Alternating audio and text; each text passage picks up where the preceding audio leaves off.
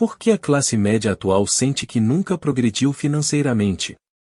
Segundo o empresário e palestrante de sucesso BNDES Rural, a resposta está nos gastos excessivos para manter um padrão de vida além das possibilidades da família. Isso acaba levando a dívidas com juros altíssimos, que só aumentam ao contrair novas dívidas. Será possível escapar dessa situação? De acordo com o Eu Vou Te Ensinar a Ser Rico, não apenas é possível abandonar o endividamento, mas também construir a tão desejada liberdade financeira. Com passos bastante simples, vamos conferir as dicas do autor para escapar dessa armadilha. Perdendo o sono, é muito comum iludir-se com campanhas publicitárias que tornam certas compras irresistíveis. Todos os dias, milhões de brasileiros adquirem produtos que estouram o orçamento e acabam recorrendo a empréstimos para fechar as contas do mês. No entanto, empréstimos devem ser pagos e os juros são altos. Para evitar essa situação, muitas famílias optam por fazer essas compras no cartão de crédito, pensando que assim controlam melhor seu orçamento. Essa, porém, é uma falsa escolha. Quem nunca estourou o cartão e se desesperou ao pensar que não conseguiria pagar a conta no mês seguinte?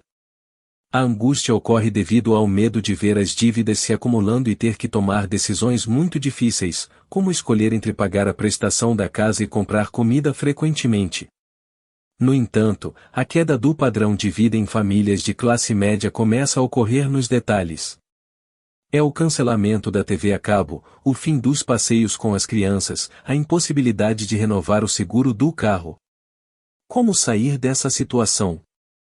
Ao longo de muitos anos de experiência na área de consultoria financeira, Ben-Hur aprendeu que não basta apenas ganhar mais dinheiro. Na verdade, é uma questão de falta de conhecimento das regras do jogo do dinheiro, o que faz com que as pessoas repitam os mesmos erros consecutivamente. Além disso, falta paciência, levando muitos a desistirem de mudar sua vida financeira após não verem resultados positivos rapidamente. Mudando de pensamento, um questionamento comum entre aqueles que procuram mudar de vida é pensar em qual é, afinal, o segredo do sucesso financeiro? Será que alguns apenas nascem com a estrela da sorte? Claro que não. Muitos pais e mães aconselham seus filhos a fazerem uma boa faculdade, como garantia de um bom emprego. Na época deles, isso era realmente um bom conselho, mas não é mais o caso atualmente.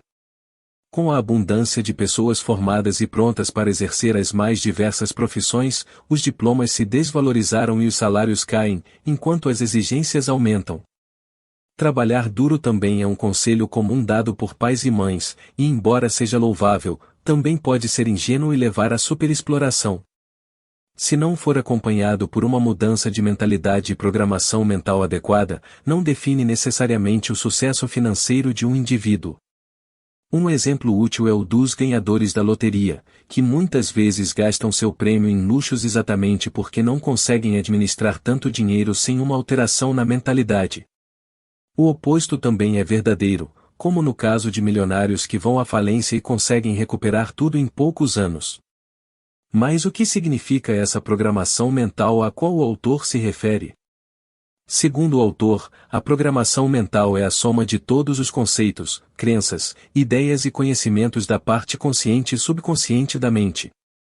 Ela influencia nossa maneira de pensar, agir e lidar com o dinheiro. Para alcançar o sucesso financeiro, é necessário trabalhar não apenas nas habilidades e conhecimentos práticos, mas também na mudança de mentalidade e na programação mental para uma mentalidade de prosperidade, disciplina financeira e inteligência na administração dos recursos. Fatores e influências moldam os seres humanos, mas o mais fundamental é o proveniente do ambiente familiar. Não é à toa que muitas gerações da mesma família costumam ter o mesmo nível social e financeiro de seus antepassados. Qualquer oportunidade que se apresente a um indivíduo que confronte esse conjunto de crenças estabelecido pelo convívio familiar costuma ser descartada sem muita reflexão. O mesmo ocorre em relação à vivência com o dinheiro. Se uma boa oportunidade surgir, ela tende a ser ignorada. Tomar a decisão lógica de confrontar aquela baseada na programação mental do indivíduo é uma escolha desafiadora. Fatalmente, a segunda opção prevalecerá, mesmo que seja mais prejudicial do ponto de vista financeiro, ampliando a programação existente. É importante compreender desde o início que alterar o padrão mental é um processo longo e difícil. A velocidade da mudança depende de dois fatores, a profundidade das crenças antigas e a abertura para novas crenças. Mas quais seriam as crenças benéficas para o sucesso financeiro? Antes de identificá-las, é interessante entender as diferenças de mentalidade entre as classes sociais. Enquanto os pobres estão focados na sobrevivência, a classe média busca conforto e os ricos almejam a liberdade financeira. Assim, a busca da classe média torna-se dependente dos caprichos dos ricos. Mas por que os ricos também não precisam de conforto? Na verdade, eles precisam. Esse conforto está intrinsecamente ligado à liberdade que eles almejam em primeiro lugar. As diferenças de mentalidade entre as diferentes classes também estabelecem o padrão de planejamento de cada uma. Enquanto os pobres costumam planejar diariamente, a classe média tem o hábito de planejar mensalmente, e os ricos concentram-se em planejar anualmente ou até mesmo por um período mais longo. Isso permite que tenham vidas muito diferentes da classe média, que gasta tudo o que tem para manter um padrão acima de suas posses. E como todos em seu meio social vivem da mesma forma, o indivíduo da classe média não percebe que há algo errado nisso e, às vezes, acredita estar progredindo por ter mais bens. Existem vários equívocos na perspectiva financeira da classe média em geral. Em primeiro lugar, é comum que o indivíduo nesse meio acredite que basta ganhar mais dinheiro para resolver seus problemas no orçamento, embora o pensamento pareça correto. Em teoria, ele tem uma lógica falha facilmente percebida na prática. À medida que o salário de um indivíduo da classe média cresce, também aumentam seus gastos, impulsionados pela inevitável ascensão do padrão de vida. Isso gera um padrão falso que, inevitavelmente, leva ao ponto de partida no final de cada mês. Construindo a liberdade. Muitos acham que os ricos podem ser definidos pela quantidade de dinheiro que gastam. Para Hall, este é outro pensamento errôneo da classe média. O autor defende que, na verdade, os ricos se diferenciam pelo método que empregam em seus gastos. Eles sempre vivem com um padrão de vida abaixo de seus ganhos mensais, gastando sempre menos do que ganham. Essa diferença é então investida para ganhar mais dinheiro enquanto mantém o mesmo padrão de vida inicial. Mas como seguir esse modelo na prática? Para começar, é preciso saber exatamente o quanto se gasta por mês, de forma chocante. A maioria das pessoas não tem ideia, o que acaba gerando uma despesa bastante acima do previsto em cheques e cartões de crédito. Para conter isso, é necessário registrar cada centavo que é gasto durante o dia, para, no fim do mês, ter o custo exato do padrão de vida. Se os ganhos forem maiores do que os gastos, o primeiro passo surpreendente proposto pelo autor é cortar ainda mais os gastos. Isso deve ocorrer para prevenir a mentalidade de classe média, que costuma aumentar os gastos conforme aumentam os ganhos. Depois, é preciso investir o dinheiro que sobra, cuidando para que esse modelo prossiga sempre com mais recursos. No entanto, se os gastos forem maiores do que os ganhos, Sueli sugere que não é necessário se punir desnecessariamente ao cortar radicalmente os gastos. Até mesmo porque essa medida tem limites de ação bastante discerníveis. Nesse caso, é importante buscar alternativas para aumentar os ganhos, seja por meio de novas fontes de renda, melhorias profissionais ou investimentos. O objetivo é equilibrar as finanças e, gradualmente, ajustar os gastos de acordo com a realidade financeira. Ao invés disso, o autor propõe mudanças doloridas, mas necessárias para reequilibrar o orçamento. Isso pode envolver voltar a morar na casa dos pais, colocar os filhos na escola pública e utilizar o transporte público como alternativa. A ideia é que, somente após essas medidas darem resultados, seja possível conquistar a liberdade financeira, muitas vezes com um padrão de vida superior ao que se tinha antes das medidas drásticas. Essas sugestões podem ser consideradas medidas temporárias e sacrificantes, com o objetivo de reduzir os gastos e aumentar a capacidade de poupança. Com uma abordagem disciplinada e estratégica, é possível criar uma base financeira sólida e, gradualmente, recuperar um padrão de vida mais confortável. O foco está em tomar decisões conscientes e priorizar a estabilidade financeira em longo prazo. Para alcançar a estabilidade financeira e resolver dívidas acumuladas, é importante separar a vida pessoal da profissional, especialmente para microempreendedores. Em momentos de crise financeira, cortar custos nos negócios pode ser um erro, pois isso pode afetar negativamente a receita. Sem investimentos adequados, o negócio pode sofrer e, consequentemente, reduzir a renda do indivíduo. Ao lidar com dívidas acumuladas, muitos livros de finanças sugerem buscar orientação junto ao gerente do banco. No entanto, essa medida pode ser considerada apenas temporária. É importante adotar uma abordagem mais abrangente para solucionar de vez as dívidas e evitar que elas se acumulem novamente. Uma estratégia eficaz pode envolver a reavaliação das despesas pessoais e comerciais, identificando áreas onde é possível reduzir custos de forma inteligente. Além disso, é importante criar um plano de pagamento das dívidas, priorizando aquelas com juros mais altos ou vencimentos mais próximos. Buscar alternativas de geração de renda adicional também pode ajudar a acelerar o processo de quitação das dívidas. É fundamental desenvolver um novo relacionamento com o dinheiro, aprendendo com os erros do passado e tomando decisões financeiras mais conscientes e alinhadas às regras estabelecidas. Essas mudanças de comportamento e ações disciplinadas ajudarão a virar a situação financeira e alcançar uma posição mais favorável no futuro. Ao invés de buscar orientação junto ao gerente do banco, o método proposto é mais radical e visa corrigir definitivamente a situação financeira e criar um padrão de vida superior. É ressaltado que estamos no Brasil, onde os juros legais praticados pelos bancos são os mais altos do mundo, e não há justificativa para taxas tão elevadas, como aquelas aplicadas em cartões de crédito e cheque especial. Embora os bancos argumentem sobre alta inadimplência por parte dos clientes, a relação entre empréstimos em atraso e crédito total no Brasil está dentro da média mundial. Isso sugere que as taxas de juros elevadas não são justificadas pelos níveis de inadimplência. Portanto, o método proposto implica questionar e contestar os altos juros praticados pelos bancos, buscando alternativas e soluções para reduzir o custo dos empréstimos e evitar a acumulação de dívidas.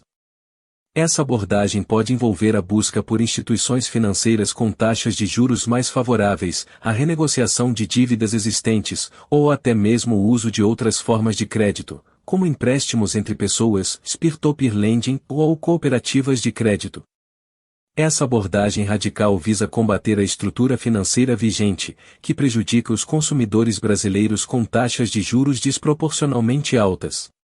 Ao questionar e buscar alternativas, é possível reequilibrar a vida financeira e criar um padrão de vida superior, sem ser refém das altas taxas de juros praticadas pelos bancos. No Brasil, o sistema bancário tem o poder de cobrar as taxas que deseja, sem abrir espaço para discussões sobre os contratos de adesão com os consumidores. Isso gera distorções absurdas na vida financeira do cidadão comum. Além disso, a concentração bancária no país é tão significativa que o FMI, Fundo Monetário Internacional, já estudou suas características típicas de cartel. Diante desse cenário, como sair das dívidas? O autor mencionado, Céu Aponte, detalha 4 regras essenciais. A primeira delas é nunca pedir orientação aos funcionários do banco. Isso se deve à falta de imparcialidade e aos interesses das instituições financeiras em manter as dívidas e os juros altos. Buscar orientação externa e imparcial pode ajudar a obter melhores estratégias para lidar com as dívidas acumuladas. Isso pode envolver a consulta a um profissional de finanças pessoais, como um consultor financeiro, ou a participação em programas de educação financeira oferecidos por órgãos governamentais, ONGs ou instituições financeiras confiáveis. Essas regras essenciais visam empoderar o indivíduo para tomar decisões financeiras mais informadas e evitar cair em armadilhas financeiras.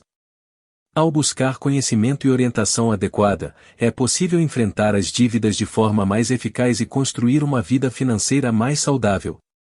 As pessoas endividadas muitas vezes acreditam sinceramente que os funcionários bancários podem ajudá-las com seus conhecimentos e experiência. No entanto, isso não condiz com a realidade. Os funcionários dos bancos geralmente são treinados para vender crédito ao cliente e gerar lucro para a instituição financeira. Eles não têm o interesse ou a capacidade de oferecer orientações financeiras adequadas. É importante enfrentar o fato de que os bancários não têm interesse em ajudar o cliente a sair das dívidas. Eles estão focados em alcançar as metas estabelecidas pelas instituições financeiras e maximizar os lucros. Em alguns casos, os próprios funcionários do banco podem acabar contraindo dívidas significativas devido à falta de conhecimento em questões financeiras básicas. Portanto, é essencial buscar outras fontes de orientação financeira e evitar depender exclusivamente dos funcionários do banco. Procurar profissionais imparciais, como consultores financeiros independentes, ou participar de programas de educação financeira pode fornecer as informações e estratégias necessárias para lidar com as dívidas de forma efetiva e tomar decisões financeiras mais assertivas. Ele quer persuadir o indivíduo endividado a contrair um novo empréstimo, de preferência ainda maior do que o anterior. Mesmo sabendo que essa não é a orientação correta, o funcionário bancário ainda precisa cumprir as metas abusivas impostas. Tanto o cliente quanto o funcionário são vítimas do sistema, mas será o cliente quem sairá pior se negociar com ele. É preciso tomar uma abordagem de ou tudo ou nada. Quando os altos juros da dívida começam a prejudicar a própria sobrevivência da família, é necessário optar por quitar tudo ou não quitar nada, focando nas despesas do lar. Além disso, não é vantajoso aceitar qualquer outra opção nessa situação, uma vez que um pagamento parcial não adiantará de nada. Os juros simplesmente irão consumir a parcela paga no próximo mês, e tudo voltará ao mesmo ponto. É como colocar fogo no seu dinheiro. Para combater o poder destrutivo dos juros bancários no Brasil, é necessário não ter medo e quitar completamente a dívida de uma vez só. Muitos temores culturais podem resistir a essa abordagem, principalmente o medo de ter o nome negativado no SPC e Serasa. No entanto, na verdade, para uma pessoa endividada, ser impedida de contrair novos empréstimos é a melhor coisa que poderia acontecer para reequilibrar o orçamento. Além disso, o nome não permanece sujo para sempre, uma vez que o novo Código Civil estabelece um prazo de 5 anos para o direito de cobrança de dívidas. Essa é uma das razões pelas quais os credores tendem a renegociar a dívida o mais rápido possível. Outro ponto a ser considerado é a possibilidade de bloqueio de bens por parte do banco. No entanto, isso é difícil de acontecer, exceto no caso de um bem financiado, quando a instituição tem absoluta certeza de que o devedor possui recursos para quitar a dívida. Se os bancos fossem entrar com ações judiciais de cobrança contra cada pessoa que lhes deve, seria o caos, e no final das contas, uma medida pouco lucrativa, considerando a quantidade de processos judiciais. Dessa forma, a instituição financeira pode tornar a vida do devedor um inferno e ameaçá-lo psicologicamente, mas não poderia tomar a casa em que o cidadão vive com sua família. Da mesma forma, um devedor não pode ser preso, exceto no caso de estelionato ou falta de pagamento de pensão alimentícia. Se as cobranças começarem a ser intimidatórias ou impróprias, é possível acionar a justiça. Por fim, o maior medo de quem prioriza as despesas da família em relação à dívida é a possibilidade de os juros continuarem acumulando, tornando o empréstimo uma verdadeira bola de neve. No entanto, um dado que geralmente não é compartilhado pelos gerentes de banco é que a cobrança de juros só cessa 6 meses após o cliente parar de pagar a dívida. Logo depois disso, a instituição deixa de tentar lucrar com os juros e passa a negociar com o devedor para recuperar o valor efetivamente emprestado. Contudo, essas condições mais vantajosas só se manifestarão para o devedor se ele se mantiver firme em sua recusa em aceitar renegociações mínimas. Fazer um novo empréstimo para pagar um antigo é um dos erros mais comuns dos endividados e deve ser evitado a qualquer custo.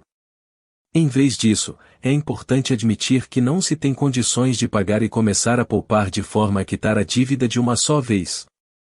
Dessa maneira, evita-se que a dívida cresça de forma alarmante. Tenha controle emocional.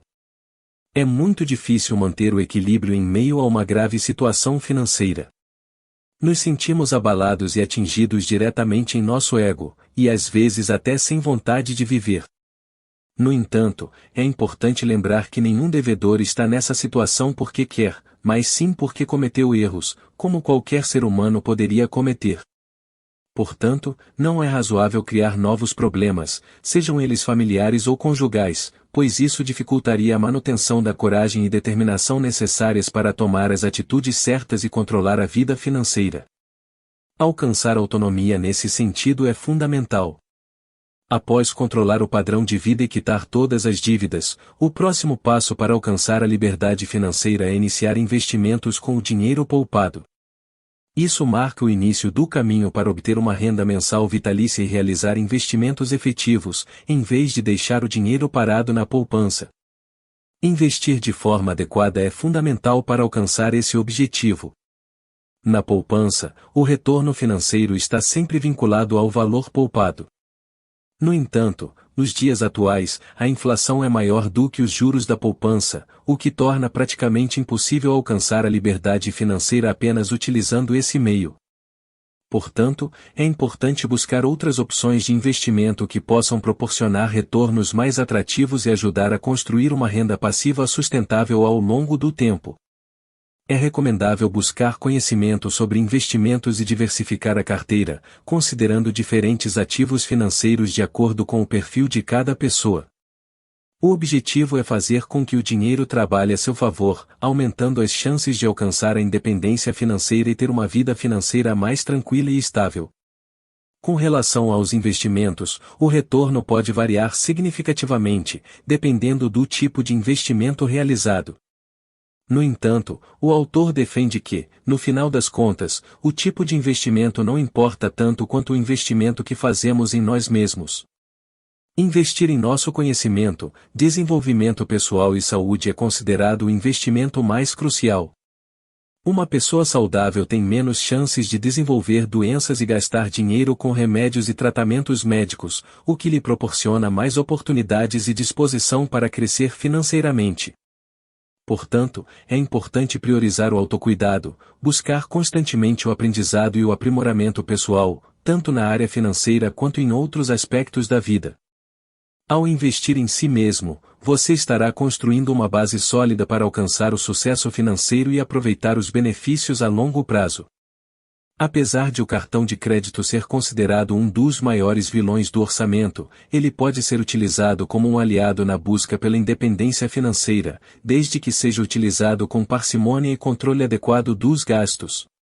O cartão de crédito oferece conveniência e segurança em relação ao uso de cheques, mas é importante ter em mente que seu uso indiscriminado pode levar a descontrole e pagamento de juros absurdos.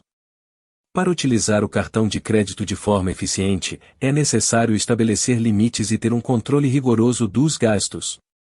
É recomendável definir um orçamento mensal e utilizar o cartão apenas para compras que podem ser pagas integralmente na data de vencimento da fatura, evitando assim o acúmulo de dívidas e juros. Além disso, é fundamental acompanhar regularmente o extrato do cartão, monitorando os gastos realizados e verificando se estão de acordo com o planejamento financeiro estabelecido. Com disciplina e uso consciente, o cartão de crédito pode ser uma ferramenta útil para controlar os gastos e até mesmo aproveitar benefícios oferecidos pelos programas de recompensas, desde que seja utilizado de forma responsável e com o objetivo de manter o equilíbrio das finanças pessoais. De fato, aproveitar os benefícios oferecidos pelo cartão de crédito, como programas de pontos, pode ajudar a economizar. No entanto, as armadilhas associadas ao cartão de crédito fazem com que apenas pessoas muito controladas e disciplinadas possam usufruir desses benefícios sem correr o risco de descontrole financeiro. Para aqueles que não possuem um bom controle dos gastos, é mais seguro utilizar apenas o cartão de débito na maioria dos casos. Dessa forma, evita-se o endividamento e o risco de desequilíbrio financeiro. As únicas compras que realmente justificam o uso de um cartão de crédito são aquelas voltadas para realizar um novo negócio.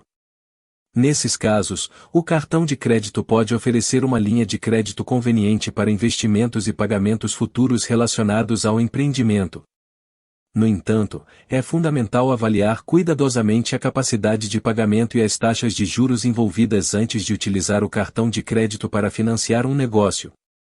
É importante ter um planejamento sólido e estar ciente dos riscos financeiros envolvidos. Capital de giro?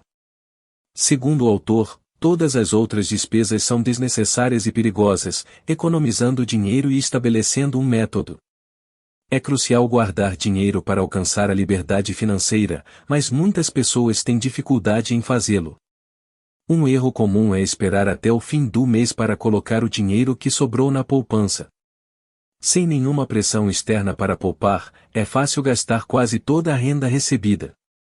A economia feita é ínfima, portanto é crucial retirar o dinheiro a ser economizado e investi-lo no mesmo dia em que receber o salário. É importante lembrar que o valor a ser separado deve ser realista em relação aos ganhos. Não adianta estabelecer uma meta impossível que afetará o pagamento de contas fundamentais da casa, pois a pessoa fatalmente não conseguirá economizar e acabará se sentindo fracassada. É necessário estabelecer um valor desafiador para economizar, porém suportável. Mesmo que seja necessário cortar alguns gastos para atingir a meta de economia, certamente esses serão despesas supérfluas e desnecessárias. Com o passar do tempo, o indivíduo começará a evitar gastos do mesmo tipo, facilitando assim o alcance do objetivo de economia. No entanto, apenas aplicar na poupança não é suficiente para criar uma renda vitalícia.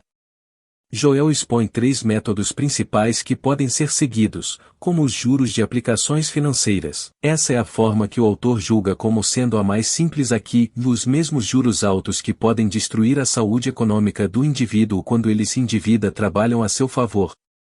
Na verdade, o Brasil é um dos melhores países do mundo para aplicar dinheiro, uma vez que a taxa de juros compostos torna essas aplicações muito lucrativas.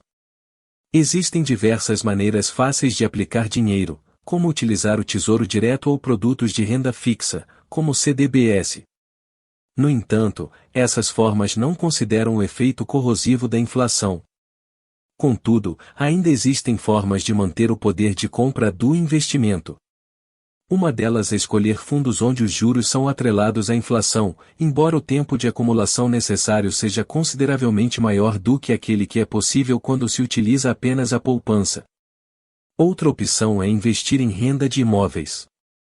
Normalmente, quando se fala desse método, as pessoas pensam que se refere a uma vida recebendo aluguéis, mas esse não é o caso no Brasil, devido à taxa de retorno muito baixa. Esse seria um caminho longo para garantir a independência financeira.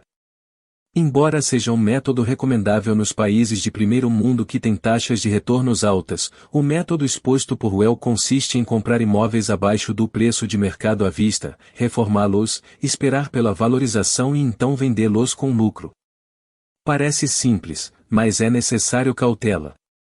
Além de ter acumulado uma quantidade considerável de dinheiro antes de começar, é preciso contar com um profissional do ramo imobiliário de confiança para auxiliar o indivíduo a localizar os imóveis desvalorizados, que deverão estar cerca de 40% abaixo do preço de mercado. Para garantir mais lucratividade, é possível investir também no ramo da construção civil. Contudo, o investimento em renda de imóveis como um todo costuma ser mais complicado do que parece, envolvendo inúmeros fatores que podem gerar prejuízos. Dessa forma, algumas precauções são necessárias, como começar com uma construção pequena, trabalhar com profissionais experientes e já contar previamente com atrasos. O investimento em renda de imóveis como um todo costuma envolver alguns gastos imprevistos, além da ausência de lucro por algum tempo. Entretanto, ao repetir a ação de compra, reforma e revenda a longo prazo sem gastar o capital restante, será possível para os mais pacientes garantir com mais segurança a liberdade financeira. Além disso, menciona-se o marketing multinível, também conhecido como o marketing de rede ou o marketing de relacionamento, como uma opção para alcançar a independência financeira. O marketing de rede, CMMN, é um modelo comercial de distribuição de produtos no qual os consultores ou distribuidores não apenas são remunerados pelas vendas diretas, mas também recebem bônus pela produção das redes de distribuidores que ajudaram a formar. Não há um limite estabelecido nas possibilidades de ganhos nesse modelo. O marketing de rede é considerado benéfico por oferecer muitas vantagens para quem deseja atingir rapidamente sua liberdade financeira.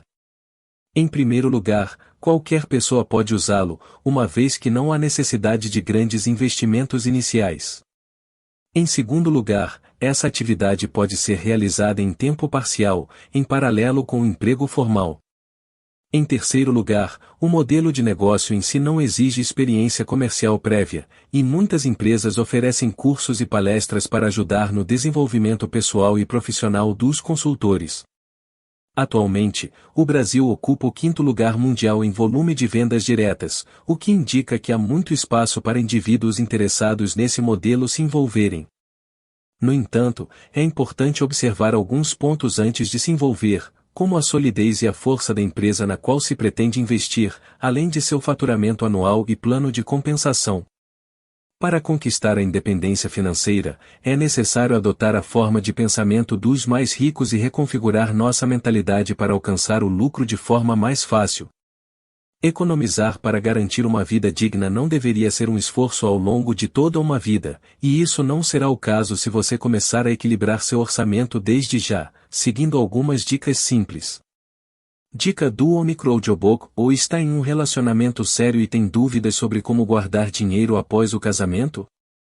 Confira os conselhos de Gustavo Cerbasi em nosso microlivro. Casais Inteligentes Enriquecem Juntos ou é um livro que nos ensina as regras do jogo do dinheiro e as melhores maneiras de multiplicá-lo. O BNDES, Banco Nacional de Desenvolvimento Econômico e Social, nos mostra, de forma prática, como conquistar a independência financeira. Além disso, é importante ter em mente a solidez e a força da empresa na qual se pretende investir, bem como seu faturamento anual e plano de compensação. É possível se envolver no modelo de negócio de marketing multinível, CMMN, que é um modelo comercial de distribuição de produtos onde os consultores ou distribuidores são remunerados não apenas pelas vendas diretas, mas também recebem bônus pela produção das redes de distribuidores que ajudaram a formar. Esse modelo oferece vantagens, como a possibilidade de realizá-lo em tempo parcial e a não exigência de experiência comercial prévia. Muitas empresas oferecem cursos e palestras para auxiliar no desenvolvimento pessoal e profissional dos consultores. No Brasil, o volume de vendas diretas ocupa o quinto lugar mundial, o que indica um amplo espaço para indivíduos interessados nesse modelo se envolverem. No entanto, é necessário avaliar cuidadosamente a empresa na qual se deseja investir, bem como considerar aspectos como a solidez financeira, o plano de compensação e o suporte oferecido pela empresa. Finalmente, para alcançar a independência financeira, é fundamental adotar uma mentalidade voltada para o lucro, seguindo princípios de economia e equilíbrio no orçamento. Assim, será possível garantir uma vida digna e evitar que a necessidade de economizar se torne um esforço contínuo ao longo da vida. Inscreva-se agora no nosso canal do YouTube para ficar por dentro das novidades e receber conteúdos exclusivos. Não perca essa oportunidade de aprender e se divertir com a gente. Clique no botão de inscrição e ative as notificações para não perder nenhum vídeo.